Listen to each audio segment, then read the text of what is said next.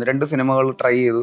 മലയാളത്തിലൊരു cinema ഞാൻ direct ചെയ്യാൻ വേണ്ടിയിട്ട്, അത് നടന്നില്ല. പിന്നെ ഒരു ഹിന്ദിയിലൊരു സിനിമ, അത് 1-2 വർഷം അതിനുവേണ്ടി സ്പെൻഡ് ചെയ്തു, അതും നടന്നില്ല. എൻ്റെ പ്രൊഡക്ഷൻ ഹൗസിൽ നിന്ന് വിനീതേട്ടൻ്റെ ഒരു ശമ്പളത്തിൻ്റെ ആദ്യത്തെ അഡ്വാൻസ് പോയപ്പോൾ വിനീതേട്ടൻ്റെ അക്കൗണ്ടിലേക്ക് അത് ക്രെഡിറ്റ് ആയപ്പോൾ വിനീതേട്ടൻ ഭയങ്കര ഇമോഷണലായിട്ട് എനിക്ക് മെസ്സേജ് അയച്ചായിരുന്നു. ഞങ്ങൾ വിചാരിച്ച പോലെ ഒന്നും സിനിമകളൊന്നും നടക്കാത്ത സാഹചര്യമൊക്കെ വന്നപ്പോൾ അതിൻ്റെ ഭയങ്കരമായിട്ടുള്ള ട്രോമയും നിരാശയൊക്കെ ഉണ്ടായിരുന്ന സമയത്ത് നമ്മൾ എന്നാൽ പിന്നെ ഒരു സിനിമ ചെയ്യാം ടു കോമ്പൻസേറ്റ് ഫോർ നമ്മൾക്ക് നഷ്ടപ്പെട്ട സമയവും ആ സമയത്ത് എഫേർട്ടിനുള്ള ഒരുപാട് സിനാരിയോസ് ഉണ്ടല്ലോ, പൈസ അല്ലെങ്കിൽ അങ്ങനത്തെ കുറെ കാര്യങ്ങളുണ്ടല്ലോ. അങ്ങനത്തെ ഒരു ഡെസ്പറേഷനിൽ തുടങ്ങിയതാണ് ആക്ച്വലി. പ്രൊഡക്ഷനിലേക്ക് കടക്കുന്നത് ഇപ്പം നമ്മള് സിനിമയുടെ ഡയറക്ഷൻ കഴിഞ്ഞു, ആക്ടിങ് കഴിഞ്ഞു, അതിനുശേഷം നമുക്കൊരു പ്രൊഡക്ഷനും കൂടെ നോക്കാം എന്നുള്ള ആ മൈൻഡിലായിരുന്നു. അതല്ലെങ്കിൽ ഈ സ്റ്റോറി വന്നതിന് ശേഷം നമുക്ക് പ്രൊഡ്യൂസ് ചെയ്യാം, അല്ലെങ്കിൽ നിങ്ങൾക്ക് അറിയുന്ന ഒരു ഗ്യാങ് എന്നാണല്ലോ ഇപ്പം അരുണും ഒക്കെ വരുന്നത്. എങ്ങനെയായിരുന്നു പ്രൊഡക്ഷൻ സംഭവിച്ചത് ആക്ച്വലി? ഇങ്ങനെ ഒരു പ്രൊഡക്ഷൻ ഹൗസ് തുടങ്ങണം അങ്ങനെ ഭയങ്കര പ്ലാൻ ഒന്നും ഉണ്ടായിരുന്നില്ല. പിന്നെ പക്ഷെ കുറച്ചുകൂടെ നമുക്ക് ഈസിയർ ആയിട്ട് നമുക്ക് ചെയ്യാൻ പറ്റുന്ന പോലത്തെ കഥകളൊക്കെ കുറച്ചുകൂടെ ഈസിയർ ആയിട്ട് കുറച്ചുകൂടെ ഫ്രീഡം നമുക്ക് കിട്ടിയാൽ കുറച്ചുകൂടെ നന്നായിട്ട് സിനിമകൾ ചെയ്യാൻ പറ്റുമല്ലോ എന്നുള്ളൊരു സ്പേസ് ഉണ്ടായിരുന്നു.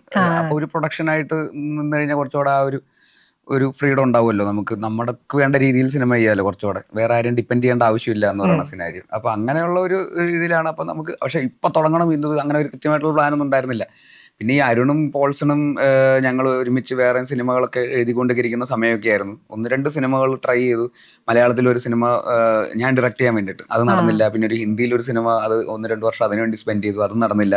അങ്ങനെ ഇരിക്കുന്ന സമയത്ത് അങ്ങനെ അവരതിനു വേണ്ടി കുറെ സമയം സ്പെൻഡ് ചെയ്തു, അവർക്കൊന്നും നടക്കുന്നുമില്ല. അപ്പൊ അങ്ങനെ ഇരിക്കുന്ന ഒരു സാഹചര്യം വന്നപ്പോഴാണ്, അങ്ങനെ ഒരു ഭയങ്കര ഡെസ്പറേറ്റ് ആയിട്ടുള്ള ഒരു സിറ്റുവേഷൻ വന്നപ്പോഴാണ് അരുൺ എന്തായാലും സിനിമ ഡയറക്റ്റ് ചെയ്യാൻ വേണ്ടിയിട്ട് വന്ന ഒരാളാണ്. അപ്പോൾ അങ്ങനെ നിൽക്കുന്ന ഒരു പോയിന്റിലാണ് എന്നാൽ പിന്നെ നമുക്ക് എല്ലാവർക്കും കൂടി ഒരു സിനിമ ചെയ്യാം, ഇവിടെ മലയാളത്തിൽ നമുക്ക് തന്നെ ഒരു സിനിമ ചെയ്യാം, എന്തെങ്കിലും നടക്കട്ടെ, ബാക്കിയൊന്നും നമ്മുടേതായിട്ടുള്ള പ്രശ്നങ്ങൾ കൊണ്ടൊന്നും നടക്കുന്നില്ല. പക്ഷെ പിന്നെ നമുക്കിവിടെ ഈസി ആയിട്ട് നമുക്ക് കാര്യങ്ങൾ നടത്താമല്ലോ, നമുക്കൊരു സാധനം തീരുമാനിച്ച് നടക്കാമല്ലോ മലയാളത്തിലാണെങ്കിൽ.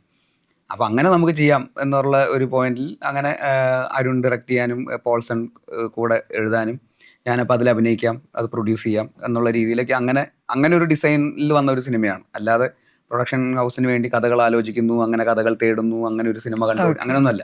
നമ്മൾ അങ്ങനത്തെ ഒരു സിറ്റുവേഷനിൽ നമ്മളെല്ലാവരും ഒരു 3-4 സുഹൃത്തുക്കൾ ചേർന്നിട്ട് ഒരു സിനിമ നമ്മൾ എന്നാൽ പിന്നെ ചെയ്യാമെന്നുള്ള ഒരു പോയിന്റ് ഓഫ് വ്യൂവിൽ ചെയ്തു തുടങ്ങിയതാണ്. അങ്ങനെ അവരൊരു കഥയായിട്ട് വന്നു. ഈ പറഞ്ഞ ആ ഒരു ഇൻസിഡന്റ് എന്നൊക്കെ അവർ ഇൻസ്പയർ ചെയ്തിട്ട് അവർ വേറൊരു ഐഡിയ അതിലേക്ക് ഇൻകോപ്പറേറ്റ് ചെയ്ത് അങ്ങനെ ഒരു സിനിമയായിട്ട് അവരതിനെ ഡിസൈൻ ചെയ്ത് കൊണ്ടുവന്നു. അങ്ങനെ പിന്നെ അത് പിന്നെ മെല്ലെ മെല്ലെ വലുതാവാൻ തുടങ്ങി. ആ സിനിമ ആദ്യം ഇങ്ങനെ ഒരു ഇതായിരുന്നു. പിന്നെ സ്വാഭാവികമായിട്ടും ആലോചിച്ച് വരുമ്പോൾ ഈ സിനിമയുടെ വലിപ്പമൊക്കെ മാറുമല്ലോ. പിന്നെ മെല്ലെ ഒരു ക്യാരക്ടറിലേക്ക് എത്തിയപ്പോൾ ആ ക്യാരക്ടറിൽ വേറൊരാളായിരുന്നു കാസ്റ്റ് ചെയ്തിരുന്നത്, നെഗറ്റീവ്, ഇതിന്റെ വില്ലൻ ക്യാരക്ടർ. പിന്നെ നമ്മളൊരു പോയിന്റ് എത്തിയപ്പോൾ അതെന്തുകൊണ്ട് ടൊവിനോ ചെയ്ത രസമായിരിക്കില്ലേ, അവൻ അങ്ങനത്തെ ഒരു ടൈപ്പ് ഓഫ് ഒരു ക്യാരക്ടർ ചെയ്തിട്ടില്ല, അപ്പൊ അവനെ കൊണ്ടുവന്നു. അപ്പോൾ അതിന് വേണ്ടിയിട്ട് കുറച്ചുകൂടെ സ്ക്രിപ്റ്റിൽ കുറച്ചുകൂടെ ആ ക്യാരക്ടറിന് വേണ്ടി കുറച്ചുകൂടെ റീവർക്ക് ചെയ്തു. അവനെ കൊണ്ടുവരുമ്പോൾ നമ്മൾ അതിനുള്ള ജസ്റ്റിസ് ചെയ്യണമല്ലോ ആ ക്യാരക്ടറിന്. നമ്മൾ വിശ്വസിച്ചിട്ട് ഒരാൾ വരുവാണല്ലോ, ടൊവിനോനെ പോലത്തെ ഒരു സ്റ്റാർ ഒരു വില്ലൻ റോൾ ചെയ്യാൻ വരുമ്പോൾ തീർച്ചയായിട്ടും വെറുതെ ഒരു കാസ്റ്റിംഗ് ആയിട്ട് മാത്രം നമ്മൾ അതിനെ മിസ്യൂസ് ചെയ്യാൻ പാടില്ല. അപ്പൊ അതുകൊണ്ട് അവനും കൂടെ വേണ്ടിയിട്ട് കുറച്ചുകൂടെ ബെറ്റർ ആയിട്ട് എഴുതി. അപ്പൊ അവനും അതിൻ്റെ അകത്ത് എക്സൈറ്റഡ് ആയിട്ട് ആ സിനിമയിലേക്ക് വന്നു. അപ്പൊ അങ്ങനെ പിന്നെ അനന്തു ഇതിന്റെ പ്രൊഡ്യൂസർ എന്നുള്ള രീതിയിലേക്ക് കോ പ്രൊഡ്യൂസറായിട്ട് അനന്തു വന്നു. അതങ്ങനെ മെല്ലെ മെല്ലെ അങ്ങനെ വലുതായി വന്നതാണ്. അതൊരു ഭയങ്കര ഓർഗാനിക് ആയിട്ടുള്ള ഒരു പ്രോസസ്സാണ്. അല്ലാതെ അത് സ്റ്റാർട്ടിങ് എന്ന് പറയുന്നത് നമ്മുടെ ഒരു ഡെസ്പറേഷൻ എന്ന് പറയുന്ന പോലത്തെ ഒരു പോയിന്റിലായിരുന്നു. ഞങ്ങൾ വിചാരിച്ച പോലെ ഒന്നും സിനിമകളൊന്നും നടക്കാത്ത സാഹചര്യമൊക്കെ വന്നപ്പോൾ അതിന്റെ ഭയങ്കരമായിട്ടുള്ള ട്രോമയും നിരാശയൊക്കെ ഉണ്ടായിരുന്ന സമയത്ത് നമ്മൾ എന്നാൽ പിന്നെ ഒരു സിനിമ ചെയ്യാം ടു കോമ്പൻസേറ്റ് ഫോർ നമ്മൾക്ക് നഷ്ടപ്പെട്ട സമയവും ആ സമയത്ത് എഫേർട്ടിനുള്ള ഒരുപാട് സിനാരിയോസ് ഉണ്ടല്ലോ, പൈസ അല്ലെങ്കിൽ അങ്ങനത്തെ കുറെ കാര്യങ്ങളുണ്ടല്ലോ. അങ്ങനത്തെ ഒരു ഡെസ്പറേഷനിൽ തുടങ്ങിയതാണ് ആക്ച്വലി അതിരടി. പക്ഷെ ഇപ്പൊ അവസാനം തൊഴിലുറപ്പ് പദ്ധതി നടന്നു, മറ്റേ തൊഴിലിന് വേണ്ടി പോയ പരിപാടി ഇതുവരെ നടന്നിട്ടില്ല, ഒന്നും നടന്നിട്ടില്ല. തൊഴിലുറപ്പ് പദ്ധതി വൻ സക്സസ്. ഇപ്പം വിനീത് ശ്രീനിവാസൻ അടുത്ത് കൊടുത്തൊരു ഇന്റർവ്യൂവിൽ പറഞ്ഞിരുന്നു, ബേസിൽ ജോസഫ് വിനീത് ശ്രീനിവാസന്റെ പടത്തിൽ അസിസ്റ്റ് ചെയ്തിട്ട് വന്നു, ബേസിൽ ഡയറക്ട് ചെയ്ത പടത്തിൽ വിനീത് ശ്രീനിവാസൻ അഭിനയിച്ചു, പിന്നെ നിങ്ങള് വിനീത് ശ്രീനിവാസൻ ഡയറക്ട് ചെയ്യുന്ന പടത്തില് ബേസിൽ ജോസഫ് അഭിനയിച്ചു, ഇപ്പൊ ബേസിൽ പ്രൊഡ്യൂസ് ചെയ്യുന്ന പടത്തില് വിനീത് ശ്രീനിവാസനും ഒരു മെയിൻ റോൾ വരുന്നു. ഇപ്പൊ മറ്റേ എന്താ പറയാ, എല്ലാം എവറിത്തിങ് ഒരു ഫുൾ സർക്കിളിൽ വന്നു എന്നുള്ള ഒരു സാധനം പറഞ്ഞു. അതേപോലെ തന്നെ ഇപ്പം ടോവിനോ ആയിട്ടുള്ള ഒരു കണക്ഷൻ നോക്കുകയാണെങ്കിൽ ഇപ്പൊ മരണമാസ് പ്രൊഡ്യൂസ് ചെയ്യുന്നു, അപ്പൊ അതിനകത്ത് ബേസിൽ ഹീറോ ആയിട്ട് വരുന്നു. ഇപ്പൊ ഇതിനകത്ത് ബേസിൽ പ്രൊഡ്യൂസ് ചെയ്യുന്നു, ടോവിനോ അതിനകത്തൊരു പ്രധാന വേഷത്തിൽ വരുന്നു. അപ്പം എനിക്കിപ്പോ എന്താ അറിയോ, മറ്റേ താനൂര് ചക്ക ഇതിപ്പോ എന്താ പ്രശ്നം, അല്ല അത് നിങ്ങൾ ഈ ഫുൾ സർക്കിളിൽ എത്തി എന്നുള്ളൊരു ഫീലാണ് വിനീത് ശ്രീനിവാസൻ പറഞ്ഞത്. ലൈക്ക് എല്ലാം ചെയ്തു, സിനിമയുടെ പല ഇതിൽ നിങ്ങൾ ഒരുമിച്ച് വന്നു. അങ്ങനെ ബേസിലിന് അങ്ങനെ ഒരു ഫീൽ തോന്നിയോ ലൈക്ക് ഈ പടത്തിൽ എത്തിയ സമയത്ത് ലൈക്ക് വിനീത് ശ്രീനിവാസന്റെ ഒപ്പമുള്ള ജേർണി അതങ്ങ് കംപ്ലീറ്റ് ആയെന്നുള്ള? ഞാൻ അങ്ങനെ ഒരുപാടൊന്നും ആലോചിച്ചിട്ടൊന്നുമില്ല. എനിക്കങ്ങനെ ലൈക്ക് അങ്ങനെ ഇതിപ്പോ ഞാൻ ഇതിലങ്ങനെ ചെയ്യുമ്പോൾ അവനെ ചെയ്യുന്നു, ഇവരെങ്ങനെ ചെയ്യുമ്പോൾ വിനീതേട്ടൻ അങ്ങനെ ഇമോഷണൽ ആയിട്ടൊന്നും അങ്ങനെ തന്നെ കണ്ടിട്ടൊന്നുമില്ല. പേഴ്സണലി ഈ സിനിമയ്ക്ക് ഇങ്ങനെയൊക്കെയുള്ള സിനാരിയോസ് ഉണ്ടാവുന്നു, ഗോയിങ് വിത്ത് ദ ഫ്ലോ തന്നെയായിരുന്നു. ഈ പ്രൊഡ്യൂസ് ചെയ്യാൻ വേണ്ടി ഒരു സിനിമ തീരുമാനിക്കുന്നു, അതിൽ കഥയിൽ ഇങ്ങനെ വിനീതേട്ടൻ വരുന്നു, അങ്ങനെ എങ്ങനെയെന്നൊക്കെ പറയണ പോലെ. പക്ഷെ അത് നമ്മൾ ആദ്യത്തെ ഫസ്റ്റ് തോട്ട് നമ്മൾ ഇവരിലേക്കൊക്കെ പോകുന്നു എന്ന് പറയുന്ന പോലത്തെ ഒരു സിനാരിയോ, അത് നമ്മൾ ഇവരുമായിട്ടുള്ള റിലേഷൻഷിപ്പിന്റെ തന്നെയാണ്. നമുക്ക് വേറെ ആരെയും ആലോചിക്കേണ്ട, അതിനെക്കുറിച്ച് കൂടുതൽ നമുക്കിങ്ങനെ ഒരാളുണ്ടല്ലോ എപ്പോൾ വിളിച്ചാലും ഫോൺ എടുക്കുന്ന, നമുക്ക് എപ്പോൾ വിളിച്ചാലും സംസാരിക്കാൻ പറ്റുന്ന ആളുകൾ എപ്പോഴും ഉള്ളപ്പോൾ അവരോടായിരിക്കുമല്ലോ നമ്മൾ ആദ്യം അപ്പോൾ അവരുമായിട്ട് വർക്ക് ചെയ്യാനും നമുക്ക് ഭയങ്കര ആഗ്രഹം ഉണ്ടാവും. നമുക്ക് ലൈക്ക് ആ ഒരു വൈബും എനർജി അങ്ങനെ ചെയ്യുമ്പോൾ അങ്ങനത്തെ സിനിമകൾക്ക് എപ്പോഴും ഒരു നല്ലൊരു പോസിറ്റീവ് റിസൾട്ട് എപ്പോഴും ഉണ്ടാവാറുണ്ട്. ഒരു ഗ്രൂപ്പ് ഓഫ് ഫ്രണ്ട്സ് ഒരുമിച്ച് ഭയങ്കര സന്തോഷിച്ച് അങ്ങനെ ചെയ്യുന്ന സിനിമകളൊക്കെ എപ്പോഴും നന്നായിട്ട് വന്നിട്ടേ ഉള്ളൂ. അതെപ്പോഴും അതിന്റെ റിസൾട്ടിൽ അതുണ്ടാവും. അപ്പൊ അങ്ങനെ എൻജോയ് ചെയ്യാൻ പറ്റുന്ന ഒരു സിനാരിയോ ഉണ്ടെങ്കിൽ നമുക്ക് ഫസ്റ്റ് തിങ് നമ്മൾ അവരെ തന്നെ വിളിക്കാന്നുള്ളതാണല്ലോ. അപ്പൊ അങ്ങനെയൊക്കെയുള്ള ഒരു പ്രോസസ്സ് ഉണ്ടായിട്ടുണ്ട്. പക്ഷെ ഇങ്ങനെ ഞാൻ ആദ്യം ചെയ്യുന്ന സിനിമയിൽ, ഞാൻ ആദ്യം പ്രൊഡ്യൂസ് ചെയ്യുന്ന സിനിമയിൽ എന്റെ ഗുരുവായ വിനീതേട്ടനെ തന്നെ കാസ്റ്റ് ചെയ്യണം, എന്റെ സുഹൃത്തായ ടൊവിനോവിനെ തന്നെ, അങ്ങനെയൊന്നും ആലോചിച്ചിട്ടില്ല. അതിനുള്ള എല്ലാ അനുഗ്രഹവും അല്ലേ, അങ്ങനെയില്ല. ഗോയിങ് വിത്ത് ദ ഫ്ലോ തന്നെയായിരുന്നു. പക്ഷെ ഇവൻച്വലി ഇത് ഇങ്ങനെയൊക്കെ സംഭവിക്കുന്നു എന്ന് പറയുന്നത് ഭയങ്കര സന്തോഷമുള്ള ഒരു കാര്യമാണ്. കാരണം അത് നമ്മൾ അങ്ങനെ ഗുഡ് ഇന്റൻഷനോടെ നമ്മൾ ഓരോ കാര്യങ്ങൾ ചെയ്യുമ്പോൾ അത് നല്ല രീതിയിൽ തന്നെ ഇതെല്ലാം വരുമല്ലോ. അപ്പൊ അത് will happen what ever we do. അത് ഭയങ്കര ജെന്യൂൻ ആയിട്ടും ഓണസ്റ്റ് ആയിട്ടും നമ്മൾ അതിനോട് ഇറങ്ങി തിരിച്ചു കഴിഞ്ഞാൽ ഇങ്ങനത്തെ നല്ല സിനാരിയോസ് ഉണ്ടാവും ഫോർ ഷുവർ. അപ്പൊ അത് സംഭവിക്കുന്നുണ്ട്. എന്നാൽ വിനീതേട്ടന്റെ പോയിന്റ് ഓഫ് വ്യൂല് വിനീതേട്ടൻ അന്ന് അങ്ങനെ പറഞ്ഞപ്പോൾ എനിക്കും ഇപ്പൊ എന്റെ പ്രൊഡക്ഷൻ ഹൗസിൽ നിന്ന് വിനീതേട്ടൻ ഒരു ശമ്പളത്തിന്റെ ആദ്യത്തെ അഡ്വാൻസ് പോയപ്പോൾ വിനീതേട്ടൻ്റെ അക്കൗണ്ടിലേക്ക് അത് ക്രെഡിറ്റ് ആയപ്പോൾ വിനീതേട്ടൻ ഭയങ്കര ഇമോഷണൽ ആയിട്ട് എനിക്ക് മെസ്സേജ് അയച്ചായിരുന്നു, ലൈക്ക് വാട്സാപ്പിൽ.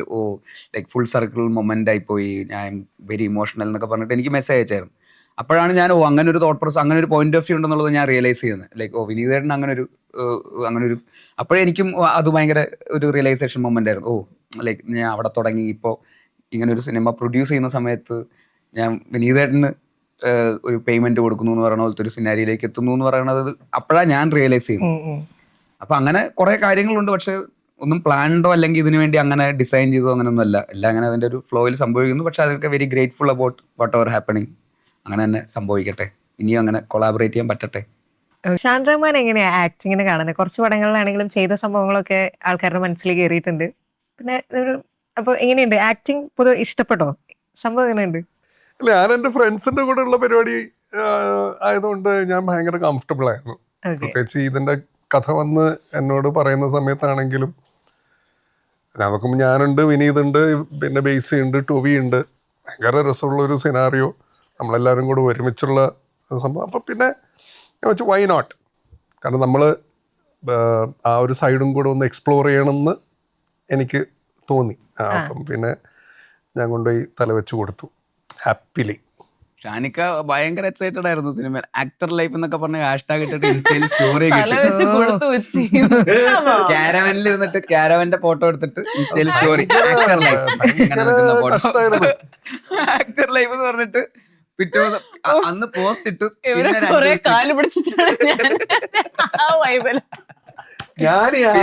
ലൈഫ് എന്ന് പറഞ്ഞ സ്റ്റാറ്റസ് ഇട്ടതിന് ശേഷം പിന്നെ 5 ദിവസം ഷൂട്ടില്ല. ഐ എം ലവിങ് ഇറ്റ് എന്നൊക്കെ പറഞ്ഞിട്ട് സ്റ്റാറ്റസ് ഇട്ടു ഇൻസ്റ്റയില് പോസ്റ്റ്. അടുത്ത 5 ദിവസം ഞാൻ വീട്ടിലിരിപ്പായിരുന്നു. 5 ദിവസം ഷൂട്ടില്ല. എനിക്ക് 5 ദിവസം ഫുൾ നൈറ്റ് ഷാനിക്ക ഇറങ്ങി ഓടുന്ന സീൻ. ആക്ടർ ലൈഫ് എന്ന് പറഞ്ഞിട്ട് അഭിനയിക്കാനില്ല. ബേസിക്കലി എനിക്കിതൊരു ശിക്ഷയായിട്ടാണ് എനിക്ക് തോന്നിയത്. കാരണം എന്താണെന്ന് വെച്ച് കഴിഞ്ഞാല് റിയാക്ക് അറിഞ്ഞുകൂടാഞ്ഞിട്ടാ ഞാൻ ഈ actor life hashtag actor life എന്നും പറഞ്ഞിട്ട് ഈ സുന ഇട്ടു. നമ്മളതൊക്കെ നോട്ട് ചെയ്തു. ഈ കൊടുക്കണം പണി ഇത് കംപ്ലീറ്റ് നോട്ട് ചെയ്തിട്ട് ഞാൻ കാരവനിൽ ഇറങ്ങി സെറ്റിലേക്ക് വരുന്നേരം ഫസ്റ്റ് തന്നെ ടൊവി അളിയാ